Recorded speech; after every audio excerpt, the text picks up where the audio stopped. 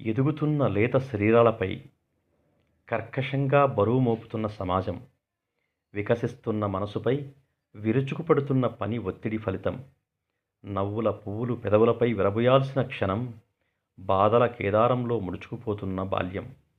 స్వేచ్ఛ లేదు, ఆనందం లేదు, ఆత్మీయత లేదు, అమ్మా నాన్నల ప్రేమ తెలియదు. వెట్టిలో, నిర్బంధాలలో, గనుల్లో, ఫ్యాక్టరీలలో, పొలాల్లో, ఇళ్లలో నలుగుతున్న పసిడి బాల్యం. కాయలు కట్టిన చేతులు, బరువులతో వంగిన భుజాలు, పని అలసటలో దైన్యం నిండిన కళ్ళు. ఎంత కష్టం, ఎంత కష్టం! ఎవరున్నారు వారికి? వారి వైపు పోరాడేదెవరు? పిల్లలు పనిచేసి పెద్దలను బ్రతికించాలా? రక్షణ ఇవ్వాల్సిన వారే భక్షించాలా? ఎలా ఒప్పుకోవాలి ఈ సంస్కృతిని? పిల్లలకు జ్ఞానం అందించనిది ఇదేమి సమాజం? మార్చాలి ఈ సంస్కృతిని, చట్టాలను. పిల్లలను ఒడుల్లాంటి బడులలో సేద తీరనివ్వాలి. వారి కనురెప్పల వెనుక విద్య కమ్మని కల కావాలి.